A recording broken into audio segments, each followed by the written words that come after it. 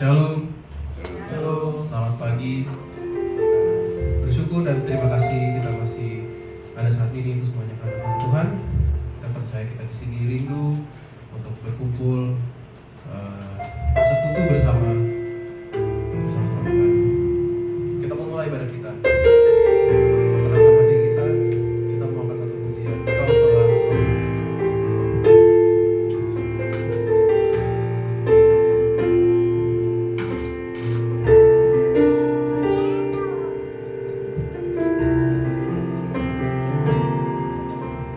Kau telah memilih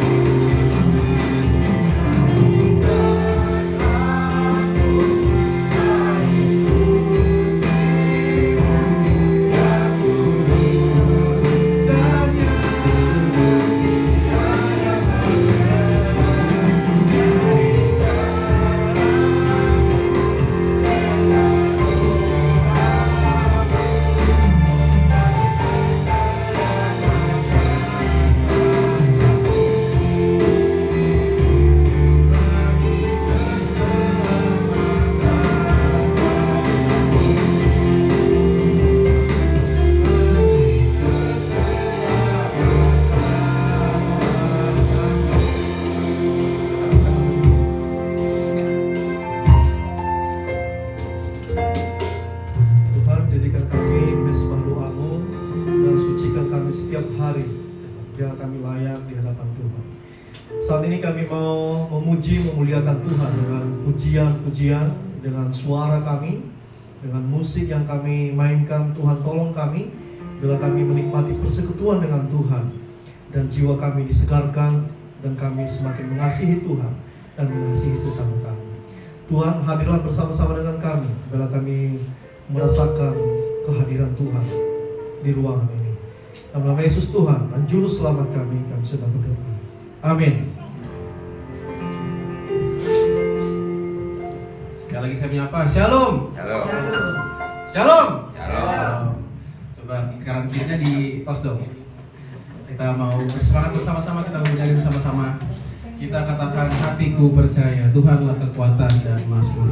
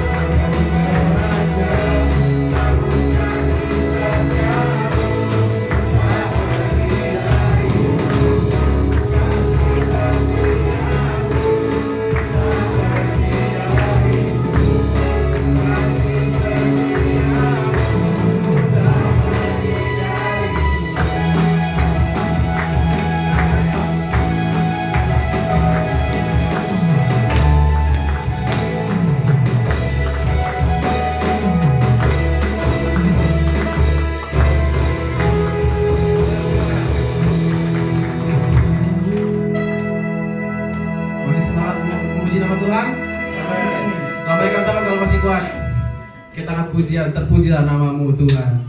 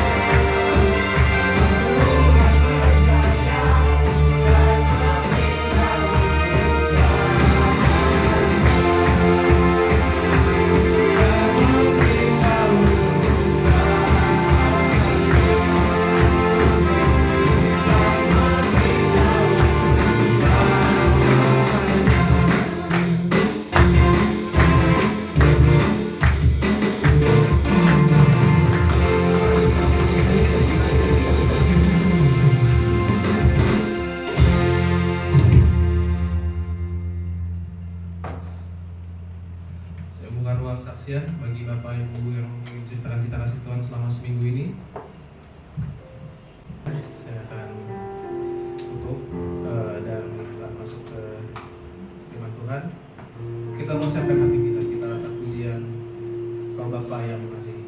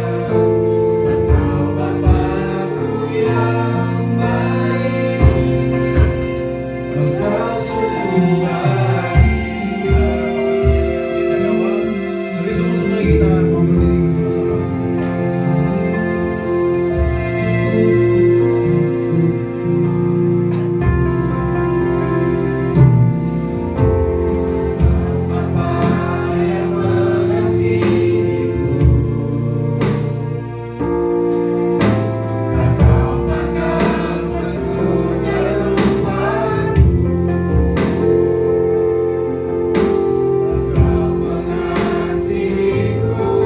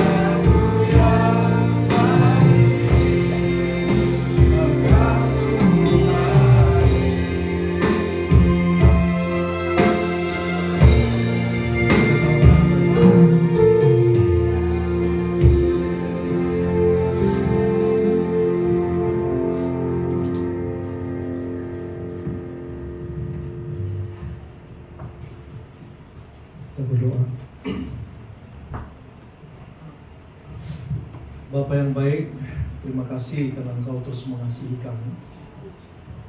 Terima kasih karena Engkau selalu melihat kami dengan belas kasihan. Terima kasih karena Engkau terus mendampingi kami, menyertai kehidupan kami di antara dunia yang penuh dengan pergumulan dan kekhawatiran ini, Tuhan. Sebentar kami akan mendengarkan satu bagian dari firman Tuhan. Berkati kami semua, bila kami memahami, kemudian kami mulai menganalisa, dan kami mulai melakukan dalam kehidupan kami, dalam pergaulan kami sehari-hari, bahkan dalam kehidupan pribadi kami setiap hari. Berkati kami semua, dan biarlah Tuhan yang berbicara melalui hamba-Mu, dan kami mendapatkan pemahaman-pemahaman yang baru. Berkati ruangan ini, berkati lingkungan sekitar kami. Dalam nama Yesus Tuhan dan Juru Selamat kami sudah berdoa. Amin. Silakan duduk, Bapak Ibu.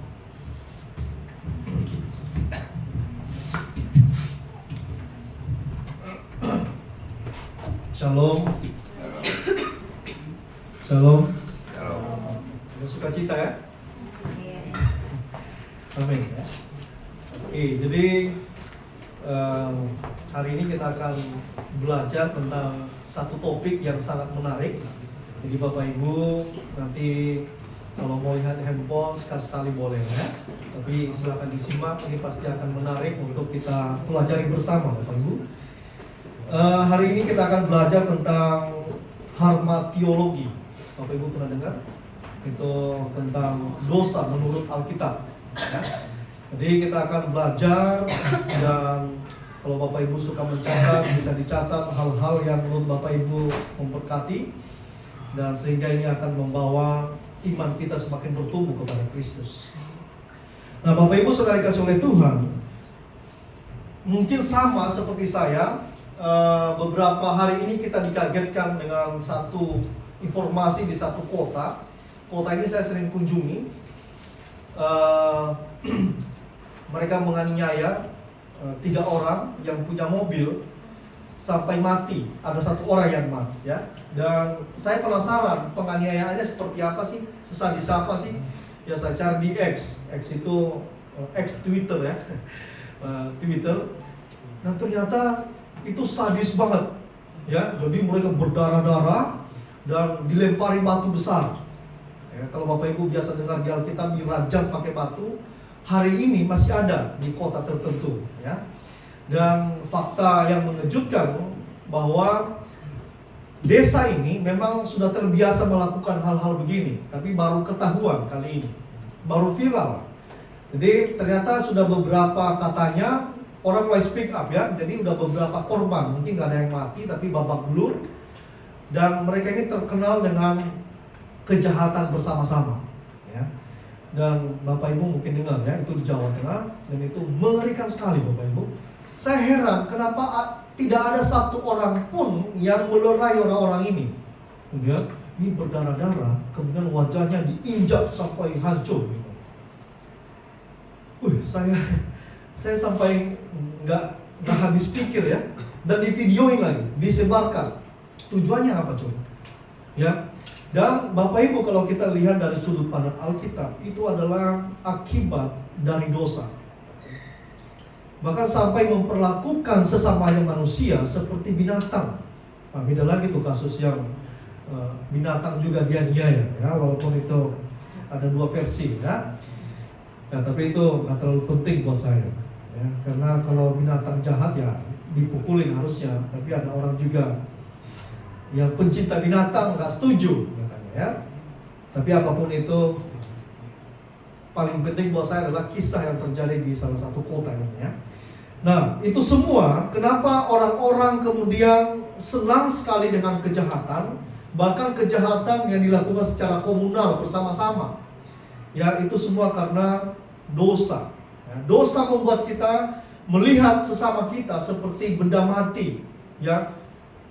Saya berharap pada saat orang-orang ini dicurigai mencuri mobil yang notabene itu adalah mobilnya sendiri, harusnya ditahan aja, bawa ke polisi. Yang ini mobilnya dibakar, orang-orangnya dianiaya benar-benar. Ini bukan aniaya ringan ya, ini aniaya berat sampai mati 1 orang ya. Ternyata orang Jakarta, Kemayoran Baru kalau nggak salah ya. Dan semoga orang-orang ini ditangkap sih. Saya pengen banget mereka ditangkap, dihukum yang seberat-beratnya. Nah, kita hari ini akan belajar satu bagian firman Tuhan tentang dosa menurut Alkitab. Kita lihat bersama-sama. Ya. Next saja. Ya. Nah, jadi kita akan baca, saya akan baca aja kepada kita dan saya sambil jelaskan ayat-ayat ini Bapak Ibu ya. Jadi Bapak Ibu tidak perlu buka HP atau Alkitab, saya sudah tulis di depan, saya tampilkan di depan ya. Jadi Kejadian 2 ayat 15 sampai 17 ya. Tuhan menempatkan manusia di Taman Eden. Jadi di pasal 2 ayat ke-15, Tuhan Allah mengambil manusia itu, yaitu Adam dan Hawa ya, dan menempatkannya dalam Taman Eden untuk mengusahakan dan memelihara taman itu. Ayat 16. Lalu Tuhan Allah memberi perintah ini kepada manusia. Apa itu? Semua pohon dalam taman ini boleh kau makan buahnya dengan bebas. Ya, jadi sejak awal Tuhan memberikan kebebasan kepada manusia, atau bahasa teologinya adalah kehendak free will. Nah, Bapak Ibu, sebenarnya tema ini dipelajari selama 1 semester. Ya, jadi dan cukup berat untuk dipelajari. Jadi saya sudah rangkum dalam kurang lebih 30 menit. Bapak Ibu lolos dalam mata kuliah ini. Jadi didengarkan dengan baik. Bapak Ibu nggak perlu ikut kelas teologi selama 1 semester. Bersuka cita? Ya. Ya, jadi saya sudah sangat sederhanakan. Saya nggak pakai istilah-istilah yang berat. Semua saya sederhanakan. Tapi kita akan dapat pesannya ya. Jadi sejak awal Tuhan memberi kebebasan kepada manusia. Istilah teologinya adalah kehendak bebas atau free will ya. 17. Tetapi pohon pengetahuan tentang yang baik dan yang jahat itu janganlah kau makan buahnya. Sebab pada hari engkau memakannya pastilah engkau mati. Nah, tapi di tengah-tengah kebebasan itu yang Tuhan kasih juga ada pagarnya. Selalu ada batasannya. Nggak bisa ngelakuin sesuka-suka hatinya. Tapi cuma satu aturannya. Pohon pengetahuan yang baik dan yang jahat nggak boleh dimakan. Biasanya yang paling dilarang itu yang kita inginkan. Ya, biasanya Bapak Ibu kalau lihat video ya, agak lucu tapi menggemaskan. Ada tulisan, jangan lewat di sini jalan sedang dicor. Ya, biasanya mak-mak yang menerobos itu. Ya, beberapa kali ya lihat di video ya, dan diterobos saja dengan motor dan pura-pura nggak bersalah, dia mundur dengan bekas bannya di jalan ya. Dan kita lihat ini adalah pesan Tuhan yang awal kepada manusia. Di sebenarnya enak banget ya, tugas kita pertama itu adalah mengusahakan dan memelihara Taman Eden ya. Kita nggak perlu macet-macetan di jalanan dari sini ke Cikarang, dari Cakung ke Cikarang ya, atau saya ke Fatmawati ya setiap hari kalau saya nggak keluar kota. Atau kita kemana pun lah tempat kerja, kita kerjanya cuma mengusahakan dan memelihara. Tapi cuma di sini itu mencakup semua hal ya. Sekarang kita lihat apa yang terjadi berikutnya ya. Belum lama Tuhan memberikan perintah, kemudian terjadi sesuatu hal. Kita baca ya. Saya akan baca kepada kita. Kejadian pasal 3 ayat 1 sampai 13 ini kita nggak tahu berapa jaraknya sejak Tuhan kasih perintah kemudian keadaannya berubah ya. Ayat 1. Adapun ular yang paling cerdik dari segala binatang di darat yang dijadikan oleh Tuhan Allah.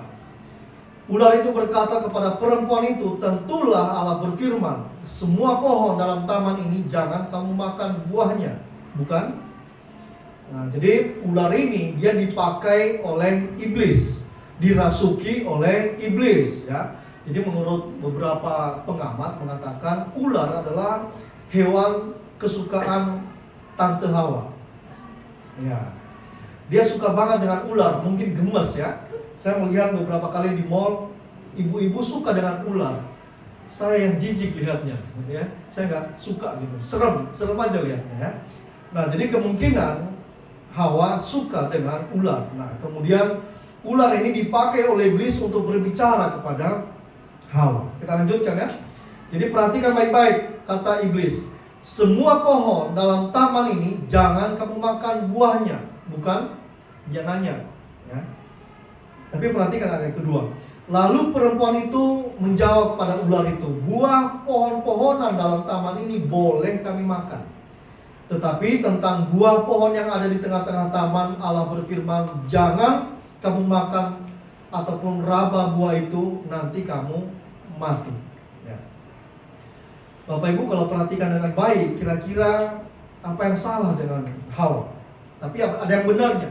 Dia mengingat apa pesan Tuhan. Betul ya? Iblis mencoba merayu dia. Benar gak Tuhan bilang jangan kamu makan buahnya? Jadi langsung diputar balik oleh iblis. Tadi Tuhan bilang boleh kamu makan. Iblis bilang apa? Gak boleh kamu makan, ya. Tapi kemudian ternyata di ayat yang ketiga Hawa itu mencoba menambahkan. Dia bilang gak boleh merabanya. Tuhan gak larang mereka meraba. Yang dilarang apa? Gak boleh makan buah pengetahuan yang baik dan yang jahat. Ya, jadi Hawa sangat hafal dengan firman Tuhan, ya. Kemudian kita lihat berikutnya, ya. Ayat yang keempat. Tetapi ular itu berkata kepada perempuan itu, sekali-sekali kamu tidak akan mati, ya. Ular meyakinkan, ya, dia memberitahukan kebenaran dan harapan kekekalan seolah-olah, ya, kepada Hawa. Tetapi Allah mengetahui bahwa pada waktu kamu memakannya, matamu akan terbuka dan kamu akan menjadi seperti Allah, tahu tentang yang baik dan yang jahat. Di ayat yang kelima, iblis memastikan dan meyakinkan bahwa manusia akan sama seperti Allah. Yang keenam, perempuan itu melihat bahwa buah pohon itu baik untuk dimakan dan sedap kelihatannya. Lagi pula pohon itu menarik hati karena mereka memberi pengertian. Lalu ia mengambil dari buahnya dan dimakannya dan diberikannya juga kepada suaminya yang bersama-sama dengan dia, dan suaminya pun memakannya. Jadi Hawa lupa sama sekali sama firman Tuhan. Perhatikan baik-baik, Bapak Ibu. Di ayat yang ke-6. Hawa dia melihat pohon itu baik untuk dimakan. Dia udah lupa tadi ya dengan larangan Tuhan. Kemudian sedap kelihatannya dan lagian menarik hati. Ya, jadi dosa dimulai dari mata. Dia melihat, ya. Kemudian nggak cuma melihat, dia melihat ini kayak menarik nih, ya. Kemudian hatinya mulai bekerja dan kemudian lupa dengan firman Tuhan. Kita lanjutkan di ayat yang ke-7. Maka terbukalah mata mereka berdua. Nah, jadi nggak cuma itu, ternyata Hawa ngajak-ngajak suaminya, si Adam. Ya. Maka terbukalah mata mereka berdua dan mereka tahu bahwa mereka telanjang. Lalu mereka menyemat daun pohon ara dan membuat cawan. Ya. Jadi mulailah masalah terbesar terjadi di ayat yang ke-7.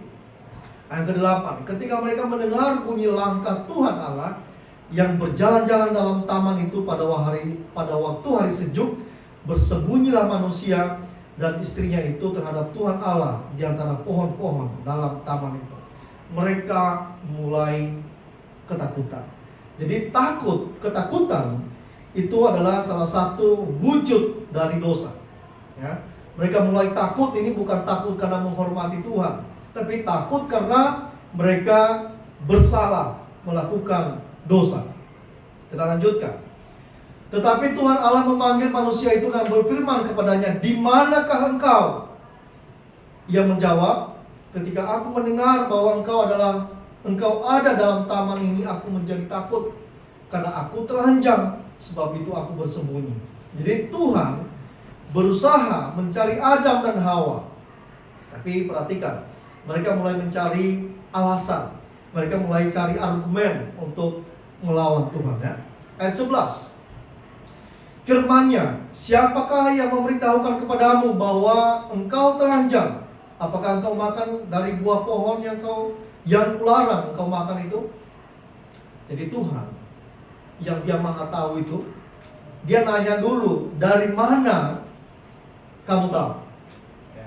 Jadi ini salah satu faktor penting yang perlu kita pelajari dari Tuhan ya. Jadi apa-apa yang terjadi, tanya dulu sebelum bikin kesimpulan, sebelum berasumsi, tanya dulu ya. Jadi Tuhan bertanya, mengonfirmasi kepada Adam dan Hawa. Lanjut. Manusia menjawab,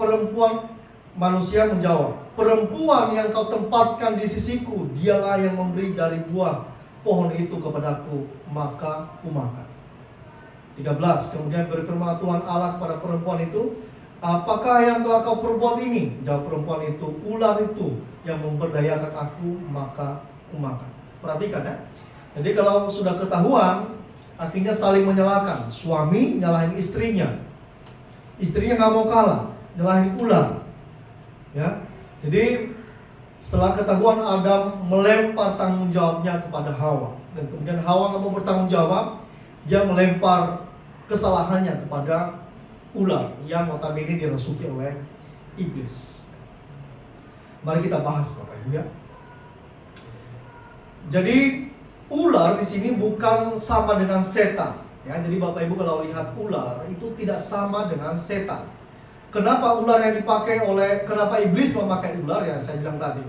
Kemungkinan dia disukai oleh, itu binatang yang disukai oleh Hawa. Dan kemudian dicatat di Alkitab, dia adalah makhluk yang paling cerdik di muka bumi yang pernah Tuhan ciptakan. Ya. Tetapi setelah dia jatuh dalam dosa, Tuhan kutuk dia nggak cerdik lagi. Ya. Nah, jadi ular bukan sama dengan setan. Dia hanya pakai. Boleh nggak Tuhan pakai? Boleh nggak iblis merasuki babi misalnya? Bisa aja ya. Jadi kebetulan ular aja dipakai waktu itu. Jadi Bapak Ibu kalau ular ke rumah Bapak Ibu atau ada ketemu di toilet, ya itu bukan setan ke rumah Bapak Ibu, enggak. Itu ular aja. Ya, jadi nggak usah dihubung-hubungkan dengan setan ya. Nah, jadi tetapi setan memakai ular karena ular adalah binatang yang paling cerdik ya. Jadi dan ular juga dikatakan saat itu dia bisa berbahasa atau bisa bicara kepada manusia ya. Ini serem ya kalau sekarang mungkin ular bisa bicara.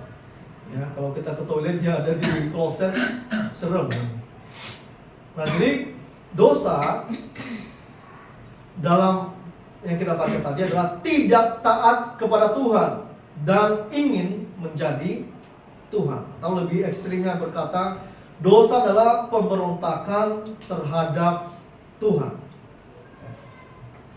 Nah, jadi dosa yang dilakukan oleh Adam dan Hawa adalah mereka tidak taat kepada Tuhan. Hanya satu aja aturannya sebenarnya, nggak boleh makan pohon pengetahuan yang baik dan yang jahat. Tapi mereka langgar. Nah, itulah dosa sejak awal ya. Nah, jadi Tuhan menciptakan kita sejak awal adalah untuk menikmati persekutuan dengan Allah. Jadi Tuhan yang begitu baik itu, dia menciptakan kita sejak awal untuk bisa bersekutu dengan dia, merasakan kedamaian bersama dengan dia. Pertanyaan saya, kalau Tuhan gak ciptakan manusia, kira-kira Tuhan rugi gak sih? Enggak. Tuhan bisa ciptakan spesies lain selain manusia sebenarnya ya. Kita gak usah tanya itu terlalu dalam. Lalu kenapa Tuhan menciptakan manusia ya? Itu saya gak bisa jawab. Tuhan yang mau dia ciptakan manusia ya. Nah, jadi sejak awal kita diciptakan untuk menikmati persekutuan dengan dia. Ya, sejak awal Adam dan Hawa diciptakan supaya mereka dekat dengan Tuhan, mengalami kedamaian bersama dengan Tuhan. Tetapi karena dosa, lanjut, semua orang telah berbuat dosa dan telah kehilangan kemuliaan Allah. Ya, karena dosa Adam dan Hawa tadi, kemudian kita kehilangan kemuliaan Allah. Apa artinya? Ya, kalau di NLT itu dikatakan kita semua gagal mencapai standar kemuliaan Allah.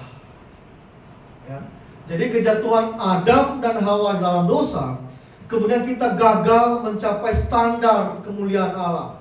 Kita jauh banget dengan Allah. Ada gap yang sangat jauh. Ya, bahkan gap tersebut nggak ada jembatannya untuk bisa mencapai Allah. Tuhan nggak mau dengar kita lagi. Ya, karena kenapa? Kita terpisah dengan Allah. Ya, tadinya mereka di Taman Eden, sekarang mereka diusir dari Taman Eden. Ada orang berkata, apa itu Taman Eden? Apakah itu sejenis surga atau bagaimana? Menurut beberapa teolog, mereka mengatakan bahwa itu adalah bumi yang dimana di dalamnya semua tersedia dan Tuhan selalu ada di situ. Kadang-kadang ada di situ, Dia hadir bersama-sama dengan Adam dan Hawa. Ya, jadi jangan bayangkan Taman Eden di awan-awan yang tidak ada kita bisa pahami. Ini adalah benar-benar bumi, tetapi Tuhan hadir di dalamnya. Ya. Jadi Taman Eden waktu itu ya. Jadi semua istilah misalnya mengusahakan dan memelihara itu benar-benar ada pohon-pohonan di situ, ada hewan semua diusahakan. Bapak Ibu kalau pengen makan BPK tinggal cari babi di hutan, tembak, kemudian dibakar. Cari sayur, tinggal petik, pelihara bersih-bersih, istirahat terus. Wah, enak banget ya. Tapi jangan bayangkan sekarang, wah kalau begitu lebih enak sekarang dong, ada internetnya, kita bisa searching semua informasi. Ya ini kan semua adalah akibat dari dosa, jadi kita nggak pernah puas ya. Kita lanjutkan. Nah jadi akibat dari dosa, manusia terpisah dari Allah. Ini adalah awal dari penderitaan manusia. Akibat dosa, kemudian Adam dan Hawa pertama kali jatuh ke dalam dosa. Konsekuensinya adalah mereka keluar, diusir Tuhan dari Taman Eden. Ya. Jadi tadinya mereka punya privilege ya, punya keistimewaan dibanding yang lain. Sekarang mereka diusir Tuhan, pergi dari Taman Eden. Kalian gak layak di sini, ya. Dan mereka tidak bisa lagi bercakap-cakap dengan Tuhan. Ya. Jadi apa kesedihan terbesar kita sebenarnya adalah saat kita tidak diberikan kesempatan Tuhan untuk bercakap-cakap langsung dengan Dia. Ya, jadi Adam dan Hawa mereka terasing, mereka jauh dari Tuhan. Tadinya mereka bisa ngobrol, Tuhan ngobrol dengan mereka seperti biasa, ya. Tapi akhirnya Tuhan suruh mereka pergi, ya. Jadi ada jurang yang memisahkan antara Allah yang Maha Suci dengan manusia yang telah berdosa. Namun apakah Adam mati seperti yang Tuhan bilang? Kalau kamu makan pohon pengetahuan yang baik dan yang jahat, kamu akan mati. Ya. Gak mati ternyata. Ya. Nah kita lihat apa maksudnya ya. Nah kalau kita perhatikan setelah manusia Adam dan Hawa jatuh ke dalam dosa, Allah gak mengutuk Adam. Tapi apa yang Tuhan kutuk? Yang Tuhan kutuk adalah tanah yang mereka diami, ya. Dan siapa lagi yang Tuhan kutuk adalah ular. Jadi Bapak Ibu kalau baca Alkitab perhatikan baik-baik. Yang dikutuk oleh Tuhan adalah tanah dan kemudian ular. Ya, ular notabene dia dimasuk iblis, tetapi ular sebagai makhluk hidup juga kena imbasnya. Ya, karena dia memprovokasi manusia untuk melakukan dosa, ya. Nah, jadi apa dampaknya dari kutukan Tuhan terhadap tanah? Perhatikan baik-baik. Yang pertama adalah Adam dan istrinya menderita sakit tubuh, termasuk sakit melahirkan. Ya, jadi kita tadinya kemungkinan nggak sakit-sakitan. Kita nggak butuh BPJS, ya. Kita nggak perlu ngantri-ngantri di rumah sakit. Kita nggak pusing bayar asuransi, ya. Tubuh kita fit, sangat baik, ya. Bahkan sakit melahirkan itulah bagian dari dosa yang yang manusia lakukan. Ya, jadi ibu-ibu yang melahirkan dengan sangat sakit, ya itu adalah efek dari Hawa sebelumnya. Tapi sekarang ada caranya supaya rasa sakit kurang, dioperasi. Ya, ada orang yang mengatakan kalau seorang perempuan nggak melahirkan dengan normal, itu belum jadi ibu. Tapi buat saya, masa sih? Iya kan Tuhan kasih kita para dokter pengetahuan yang baik supaya mengurangi rasa sakit, ya. Jadi yang muda-muda kalau nanti misalnya menikah melahirkan dengan sesar, jangan merasa bersalah. Kalau ada yang bilang kalau nggak melahirkan secara normal itu nggak seperti ibu yang sesungguhnya, itu hanya opini aja ya, nggak masalah. Itu nggak ada di Alkitab juga, ya. Jadi kalau nggak ada di Alkitab nggak perlu terlalu pusing, ya. Yang kedua, apa dampak dari kutukan Allah terhadap tanah? Adam harus bersusah payah mencari rezekinya karena tanah yang telah dikutuk itu. Ya, jadi kita nih ya berangkat pagi, kerja pagi, pulang malam, ya pergi kemana-mana, itu semua juga adalah akibat dari dosa Adam dan Hawa. Ya, tapi nggak usah merasa bersalah. Ya, kita sudah ditebus. Nanti di akhir saya akan kasih tahu kepada kita ya. Jadi kalau kita pagi-pagi pergi, nggak usah kesel kepada Adam ya. Sudahlah, ya itu sudah selesai. Sekarang sudah ada, kita memasuki dunia yang penuh sistem ya. Yang ketiga, apa dampak dari kutukan Allah terhadap bumi?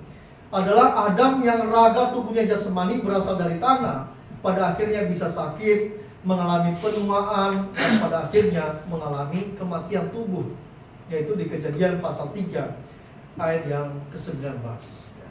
Jadi Bapak Ibu semua, sendi-sendi yang sakit, ya kulit-kulit yang udah mulai nggak bisa ditolerasi, kita pakai skincare pun sudah nggak menolong, itu nggak usah disesali.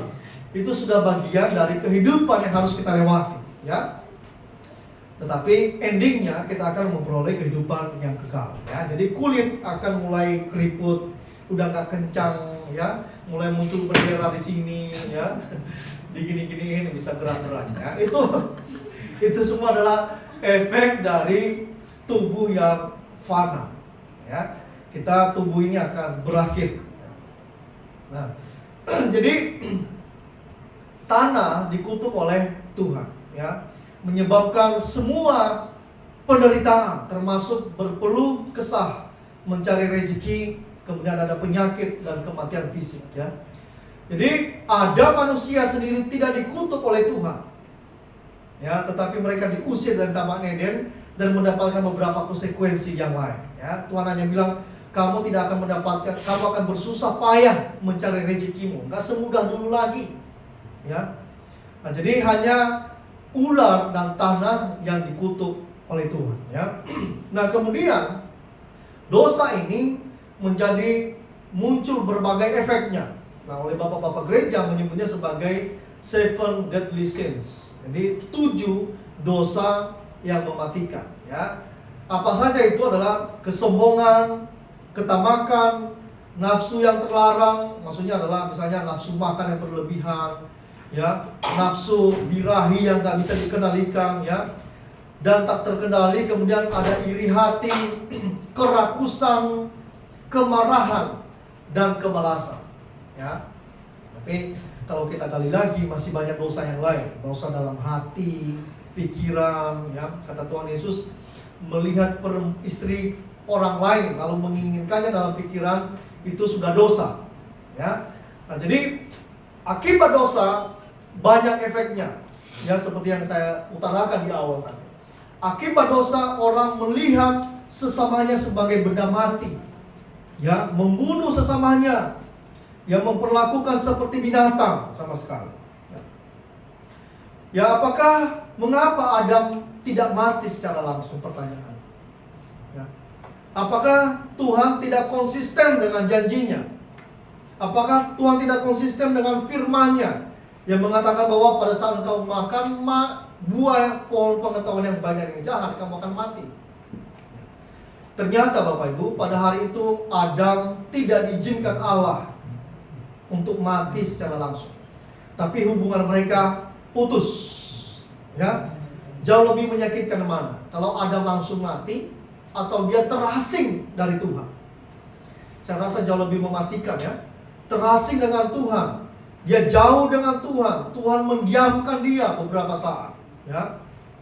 Dan ternyata Tuhan punya rencana ke depan yang jauh dari Adam dan Hawa, ya. Jadi sejak Adam dan Hawa jatuh ke dalam dosa, kemudian Tuhan sudah langsung berpikir bagaimana caranya memulihkan manusia yang jatuh dalam dosa. Jadi Tuhan yang Maha Suci, Maha Adil, Maha Kudus, ya, pada saat manusia membuat dia bersedih, Tuhan marah nggak kepada Adam dan Hawa? Dia marah banget, kecewa banget.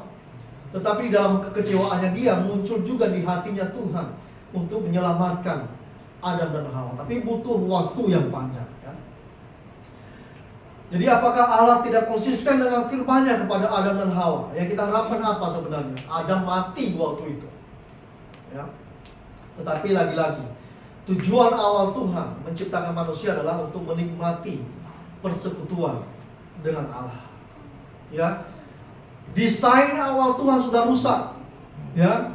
Tetapi Tuhan mau mengembalikan itu kepada awal lagi. Beberapa saat lalu saya baca artikel, kemudian pendiri Apple, sekarang itu Tim Cook namanya, penggantinya siapa namanya, pendiri utamanya, ya, Steve Jobs, ya. Dia mengatakan bahwa awalnya Apple itu diciptakan supaya orang bisa terhubung dengan sesamanya, yang mempercepat komunikasi dengan baik. Tetapi kemudian dia bilang, setelah kami pelajari, sekarang mengerikan. Ternyata iPhone yang kami buat justru membuat orang semakin menjauh satu sama lain. Ngobrol, makan di meja makan, bukannya kita semakin dekat, malah sibuk sambil main HP. Ya, bahkan anak-anak misalnya nggak bisa makan kalau nggak sambil nonton YouTube misalnya. Ya, dia bilang ini mengerikan ternyata, nggak sesuai dengan desain awal kami dan kami nggak bisa mengendalikannya. Ya, nah jadi Tuhan juga menciptakan kita untuk menikmati persekutuan dengan Dia. Jadi Louis Berkhof berkata, ya, dia adalah seorang teolog. Lanjut. Terus lagi. Iya, jadi seorang teolog Kristen, ya. Dia berkata begini, manusia jatuh karena kesalahan manusia itu sendiri. Tetapi sekaligus manusia itu tidak berdaya dan menjadi korban ketidakberdayaannya. Di satu pihak, ia membangkitkan murka Allah, artinya manusia membangkitkan murka Allah, tetapi juga sekaligus membangkitkan belas kasihan Tuhan. Lanjut. Satu hal yang menurut saya paling tidak adil adalah mengapa kita ikut menanggung kesalahan Adam dan Hawa. Bapak Ibu pernah nggak berpikir, ya kenapa kita ikut-ikutan menanggung kesalahan Adam dan Hawa? Ya.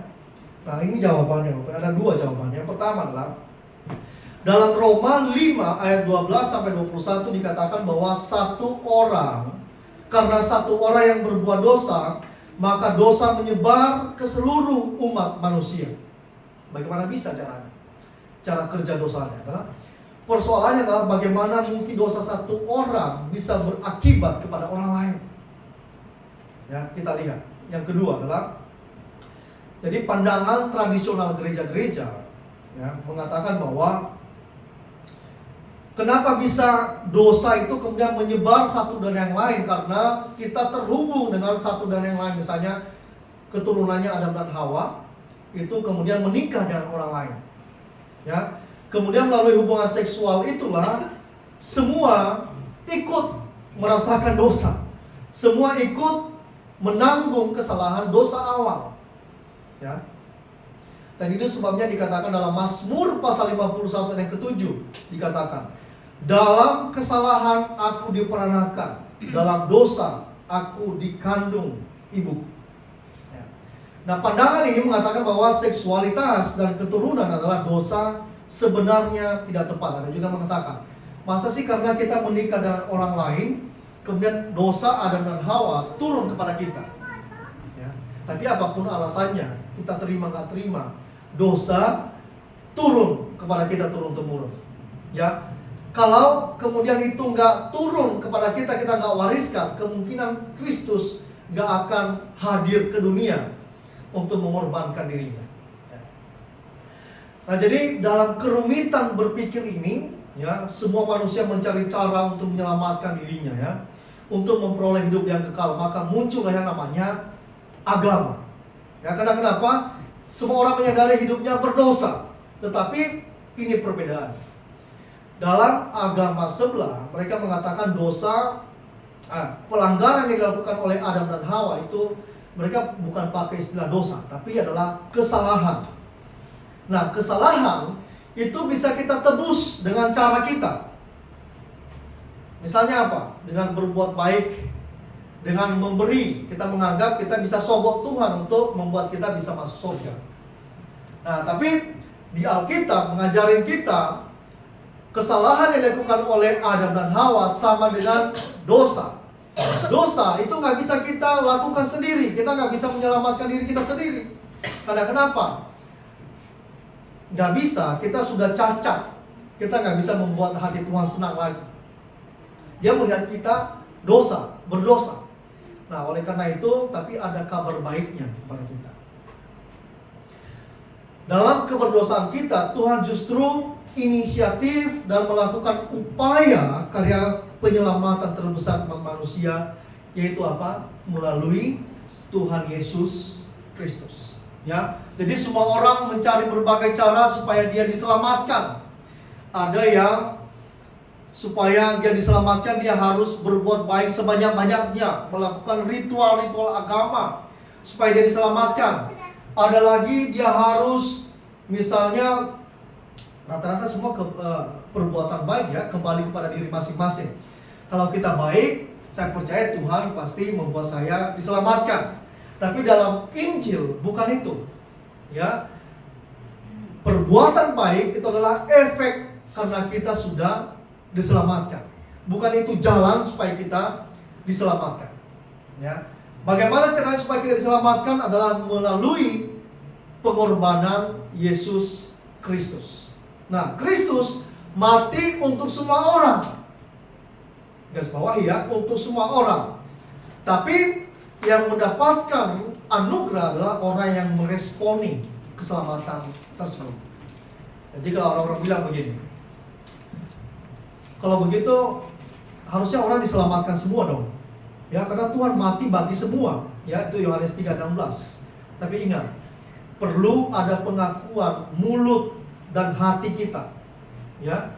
Jadi anugerah umum adalah Tuhan mati buat semua. Ya, tetapi keselamatan adalah hanya bagi orang-orang yang meresponi karya keselamatan tersebut. Jadi tidak ada keselamatan di luar Kristus. Itu clear. Tidak ada tawar-menawar dengan itu. Ya, jadi semua orang harusnya merasakan keselamatan. Tapi kalau nggak direspon, Tuhan juga nggak paksain dia untuk masuk surga. Gitu. Ya, jadi selalu ada hal feedback yang kita harus lakukan. Ya, jadi kalau ada orang berkata ada keselamatan di luar Kristus, ya kalau dia percaya kepada Kristus. Ya, saya nggak setuju kalau dibilang Kristen hanya orang Kristen yang selamat. Ya, saya setuju. Ya, tapi kalau orang bilang ada keselamatan di luar Kristus, saya nggak setuju. Ya, karena orang Kristen pun bisa ada yang nggak percaya kepada Kristus. Ya, kalau misalnya pun ada orang yang pakai misalnya pakaian agamanya, tapi hatinya percaya Yesus, kira-kira dia dapat keselamatan nggak? Dapat dong. Ya, bukan pakaiannya yang menyelamatkan dia, bukan atributnya yang menyelamatkan dia, tapi hatinya dan pengakuannya akan pengorbanan Kristus. Ya, jadi Bapak Ibu nanti jangan kaget kalau di surga ada orang misalnya pakai cadar, ternyata masuk surga misalnya. Ya bisa aja dia nggak bisa lepas pakaian atributnya karena situasi dan kondisi, tapi hatinya tertuju kepada Kristus. Maka kita juga nggak kaget nanti waktu Tuhan Yesus bilang, kamu menyembuhkan orang demi namaku, kamu memanggil-manggil namaku, tapi aku nggak mengenal kamu, enyah kamu, si pembuat kejahatan. Jadi jangan kaget juga kalau di surga ternyata nggak ada teman kita di sana. Ternyata dia di tempat yang lain. Kemungkinan dia nggak respon pengorbanan Kristus. Nah, jadi aplikasinya apa kepada kita dari semua kerumitan berpikir ini? Ya, saya tahu Bapak Ibu mumat ya. Itu pun saya sudah sederhanakan banget ya. Nah, jadi ini dia aplikasinya bagi kita. Apa yang kita bisa pelajari Bapak Ibu dan kita bisa lakukan ya. Tuhan mengasihi kita, mengasihi saya dan Bapak Ibu, dan dia ingin bersekutu. Dia mau supaya kita bersekutu dengan dia. Tuhan yang pengasih, Tuhan yang penuh kasih sayang, dia selalu ingin mau bersekutu dengan dia. Ya. Nah, inilah prinsip-prinsip yang harus kita adopsi dari Tuhan, adalah pada saat orang bersalah kepada kita. Kalau kita ini punya batasan untuk mengampuni orang lain, betul ya? Ya. Berapa kali sih kita mau mengampuni orang lain? Berapa kali kita mau ngasih pinjaman uang kepada orang lain misalnya, kalau dia menipu kita terus misalnya? Atau berapa kali kita mau mengampuni orang yang mengkhianati kita terus? Terbatas. Ya, tapi Tuhan, Dia mengasihi kita dan Dia ingin mau supaya kita bersekutu kembali kepada Dia. Yang kedua adalah dengan kasih-Nya yang tanpa batas, Dia akan selalu mendekati kita dan memeluk kita walau kita mencoba menjauh dari Dia. Ya, jadi Tuhan yang tadinya memberikan konsekuensi kepada Adam dan Hawa, sekarang Dia mau, justru Dia inisiatif, Dia nyari Adam dan Hawa. Di mana kamu, Adam? Adam bersembunyi, ketakutan. Ya. Jadi Tuhan selalu cari cara supaya mendekati manusia. Dan Dia berusaha untuk mendekati kita, memeluk kita, walau kita mencoba untuk menjauh daripada Tuhan. Yang ketiga, jadi kalau kita ini diciptakan menurut gambar dan rupa Allah. Dalam bahasa teologi adalah imago Dei, gambar dan rupa Allah. Ya, jadi kalau kita kehilangan gambar diri Allah dalam diri kita, Dia akan selalu menunggu kita untuk dipulihkan. Ya. Apa risikonya kalau kita kehilangan gambar dan rupa Allah dalam diri kita? Kita akan kehilangan kepedean kita. Kita akan kehilangan tujuan hidup kita. Kita akan kehilangan arah kehidupan kita. Bahkan kita gak menghargai diri kita sendiri. Ya, ada orang yang merusak hidupnya, ya, memakai narkoba, merusak hidupnya dengan seks bebas misalnya, atau kita memperhambakan tubuh kita tidak semestinya. Itu adalah kehilangan gambar dan rupa Allah. Ya, dan Tuhan akan selalu menunggu kita untuk dipulihkan. Ya, Dia Tuhan yang sangat hebat, yang penuh kasih sayang, penuh kesabaran. Ya. Jadi kita semua diciptakan segambar dan serupa dengan Allah. Yang membedakannya adalah kita punya hubungan pribadi dengan Tuhan, enggak? Ya. Kita semua manusia, termasuk orang-orang yang diciptakan, termasuk orang-orang yang tidak percaya kepada Tuhan kita, Yesus Kristus, mereka semua diciptakan dalam gambar dan rupa Allah. Tapi ada agama tertentu yang tidak mengakui bahwa mereka adalah gambar dan rupa Allah. Ya, tetapi Alkitab mencatat semua manusia diciptakan segambar dan serupa dengan Allah. Yang membedakannya apa dengan kita? Adalah hubungan pribadi dengan Tuhan. Kita connect dengan Sang Pemberi kehidupan. Jadi begitu kita nggak connect dengan Tuhan, kita kehilangan gambar dan rupa Allah. Kalau kita kehilangan gambar dan rupa Allah, itu akan berantakan semua. Orang nggak akan menghargai suami dan istrinya. Anak-anak tidak akan menghargai orang tuanya. Kita tidak akan mengelola semua keuangan kita dengan baik karena kita kehilangan gambar dan rupa Allah. Kita nggak punya masa depan. Kita nggak bisa merencanakan masa depan kita dengan baik. Karena kenapa? Kita kehilangan gambar dan rupa Allah dalam hidup kita. Jadi dosa akan selalu berusaha menjauhkan kita dari Tuhan. Dan dosa akan membuat kita berpikir kita cukup dengan diri kita. Kita nggak perlu Tuhan. Itu adalah tabiat dari dosa. Itu adalah natur dari dosa.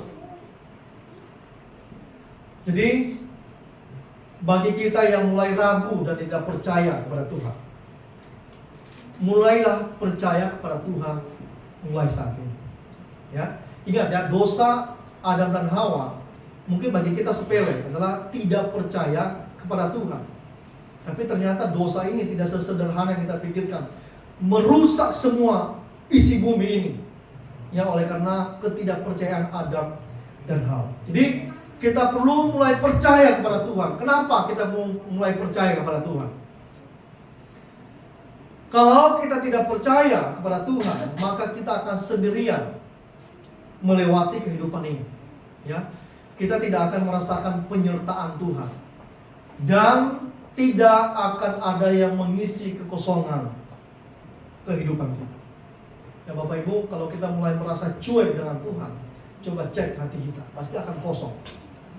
Ya, kita malas menjalani hidup rasanya. Ya, hubungan kita akan berantakan, hati kita rasanya ada yang kurang dan membuat kita tidak senang, tidak nyaman menjalani kehidupan. Ya, jadi kita perlu mulai percaya sungguh-sungguh kepada Tuhan. Karena Dia yang begitu mengasihi kita, Dia akan menyertai kita dan mengisi hati kita yang mulai kosong. Ya. Jadi kita menghargai inisiatif Tuhan untuk datang ke dunia untuk memberkati kita semua. Pemain musik silakan ke depan. Jadi Bapak Ibu saudara kasih oleh Tuhan, terutama anak-anak muda, mungkin bagi Anda tidak menarik topik ini. Bilang apa sih dosa gitu ya. Karena banyak orang saya lihat khotbah-khotbah di YouTube, di IG, di TikTok, dosa itu bukan hal yang harus dibahas lagi. Ya. Karena mereka udahlah itu dosa urusan masing-masing, gak perlu diingatkan. Waduh, itu justru harus diingatkan. Karena itu yang merusak semua kehidupan kita. Kalau kita gak ngerti tingkah laku kita, gak bisa membedakan yang kanan, yang kiri, yang mana yang salah, yang mana yang benar, yang mana berkenan kepada Tuhan, yang mana yang tidak.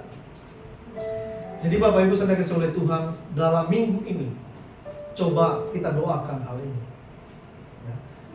Tuhan, aku mau percaya sepenuhnya kepadamu dan semua rencanamu dalam hidupku.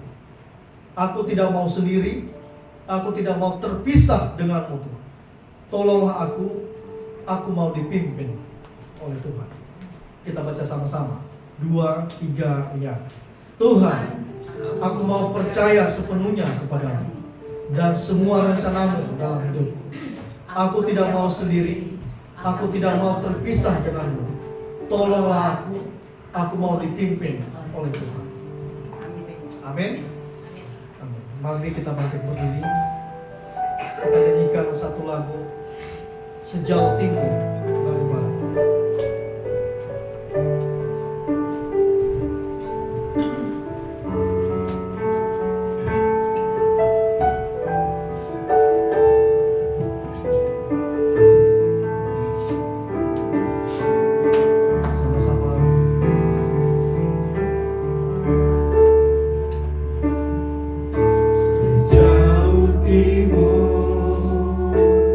Dari barat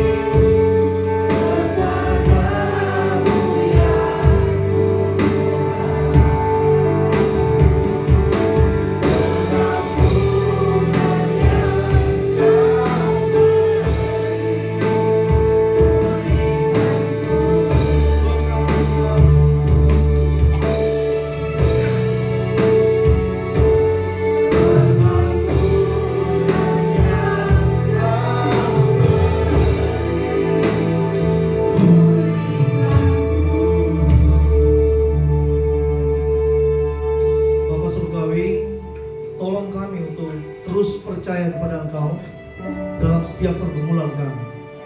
Kami percaya kepada Tuhan atas pemenuhan semua kebutuhan kami. Kami percaya kepada Tuhan atas semua rencana masa depan kami. Kami percaya kepada Tuhan atas semua pergumulan kami, bahkan sesama kami gak bisa memberikan kami solusi. Kami percaya kepada Tuhan atas semua kerinduan kami untuk memperoleh pekerjaan. Dan Tuhan tolong kami untuk setiap sisi kehidupan kami mulai belajar percaya kepada Tuhan. Tuhan tolong kami supaya kami peka akan apa yang Tuhan mau sampaikan kepada hati kami dan telinga kami. Terima kasih karena Engkau mati bagi kami, untuk meyakinkan kami bahwa Engkau Tuhan yang penuh kasih, Tuhan yang adalah kasih, yang ingin mengasihi kami terus dan ingin supaya kami terus bersekutu kepada Engkau. Terima kasih Tuhan. Sekali lagi terima kasih karena begitu besar kasih-Mu kepada kami. Tuhan tolong kami semua supaya kami terus percaya kepada Engkau. Dalam nama Yesus Tuhan dan Juru Selamat kami, kami sudah. Amin.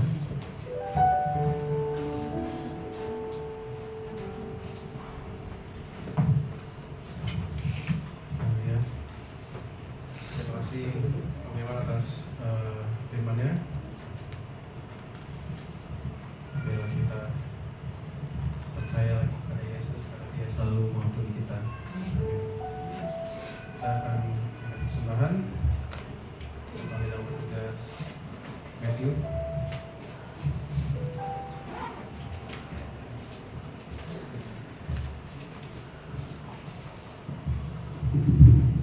Sebelum kita memberikan persembahan, saya akan membacakan firman Tuhan dalam Lukas 6 ayat 48. Belilah dan kamu akan diberi suatu takaran yang baik, yang dipadatkan, yang digoncangkan dan yang tumpah keluar dicurahkan ke dalam timbanganmu. Sebab ukuran yang kamu pakai untuk mengukur akan dilipat kepadamu. Mari kita berdoa. Tuhan yang Maha Luas, Setia Maha Kuasa, terima kasih Tuhan atas penyertaan-Mu.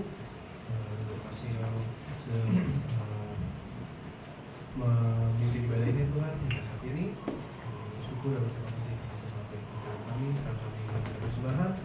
Kalau berkati persembahan ini Tuhan, biarlah kami dapat menjadikan pekerjaan di tempat ini juga, dan sehingga kerajaan-Mu di tempat ini dapat dibesarkan kepada nama-Mu. Amin. Amin. Kita akan pujian dalam NKRI nomor 200 di lagu bersama.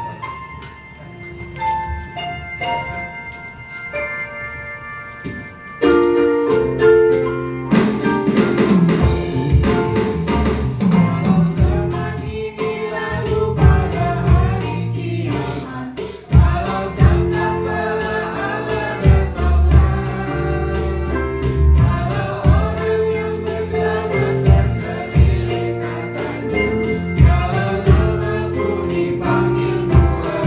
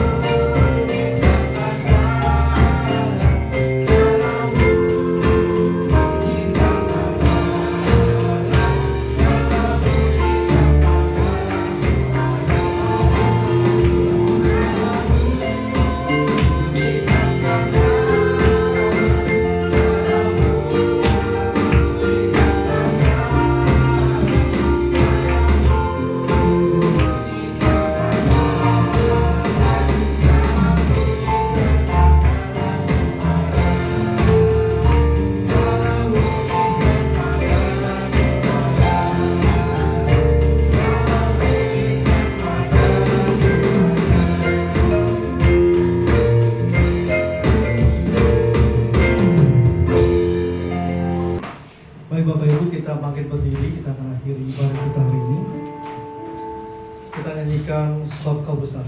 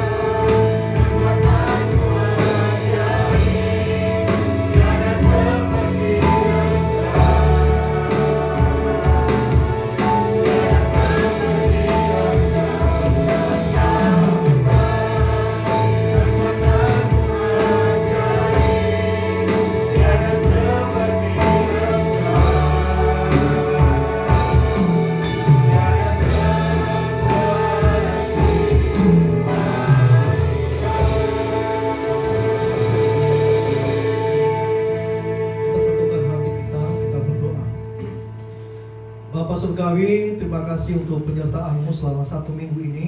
Tuhan sudah menolong kami, sudah mencukupi semua apa yang kami butuhkan, sandang pangan, semua kebutuhan anak-anak kami, semua kebutuhan kami, dan semua pekerjaan kami yang Tuhan masih sediakan bagi kami.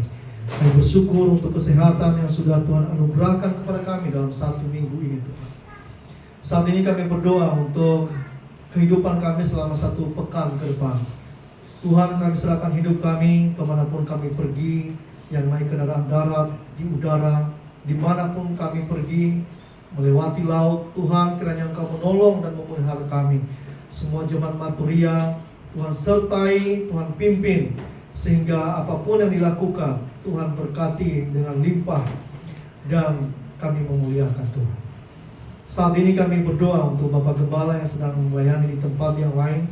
Tuhan, Engkau berkati, Engkau yang mengurapi, sehingga apa yang disampaikan itu bisa memberkati jemaat dan menguatkan, semakin mengasihi Tuhan.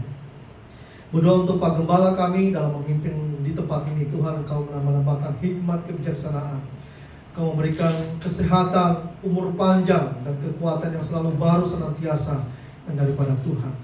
Berkati ibu dan juga anak-anak. Tuhan, Engkau memberkati mereka, mencukupi segala kebutuhan mereka, Engkau mencukupi segala apa yang mereka butuhkan, Tuhan.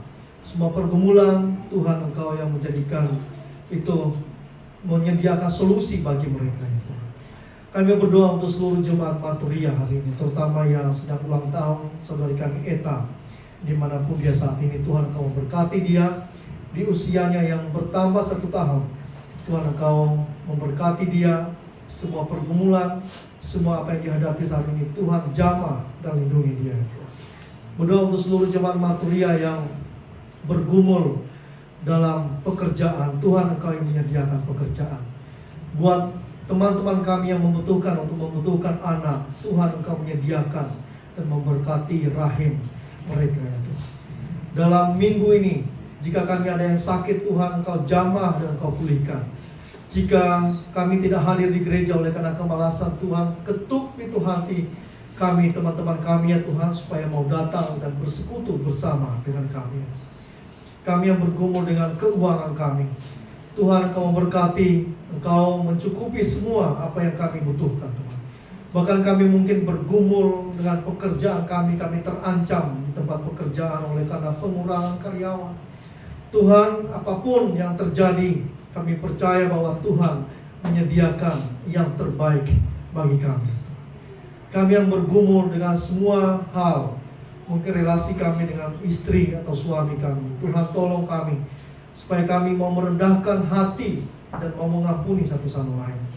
Jika kami di antara kami ada yang hubungan kami antara ayah dan anak, atau dengan ibu, yang renggang, yang rusak oleh karena keegoisan masing-masing, Tuhan, ketuk hati kami semua, supaya kami mau mengampuni satu dan yang lain. Tuhan, berkati juga anak-anak muda di tempat ini, supaya mereka takut akan Tuhan. Mereka tidak sembarangan bergaul. Mereka menyerahkan hidup kami hidup mereka untuk takut akan Tuhan. Berkati anak-anak sekolah minggu juga sebagai generasi gereja ini. Tuhan berkati mereka dalam masa pertumbuhan. Bila mereka mengenal Tuhan semakin lagi dan semakin mencintai Tuhan di masa kecil mereka, sehingga pada saat mereka besar, mereka tidak mudah goyah, tapi mereka percaya sepenuhnya dengan sungguh-sungguh kepada Tuhan.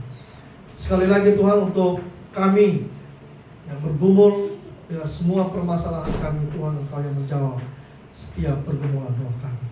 Berkati juga Gereja Kemah Injil Indonesia, mulai dari pusat sampai ke daerah, wilayah. Tuhan Engkau memberkati supaya gereja ini menjadi gereja yang terdepan untuk mengabarkan Injil ke seluruh Indonesia ini dan ke seluruh dunia ya Tuhan. Berkati juga pergumulan kami untuk mendapatkan tempat ibadah. Tuhan, kami percaya Engkau akan menyediakan bagi kami. Apakah itu melalui sumber daya yang kami punya, atau Tuhan mungkin menyediakan bagi kami dengan cara-Mu ya Tuhan. Kami tidak tahu, tapi kami percaya bahwa Tuhan menyediakan bagi kami. Berdoa juga untuk semua janji iman. Berkati seluruh jemaat dengan pendapatan yang baik, sehingga juga ikut memberikan kontribusi yang sudah kami janjikan, bahkan lebih dari apa yang kami janjikan. Sekali lagi kami menyerahkan semua kehidupan kami, mulai saat ini dan juga nanti selama 1 pekan ke depannya. Dan sebelum kita terima berkat daripada Tuhan, sekali lagi kita nyanyikan sebab Kau besar perbuatan-Mu ajaib.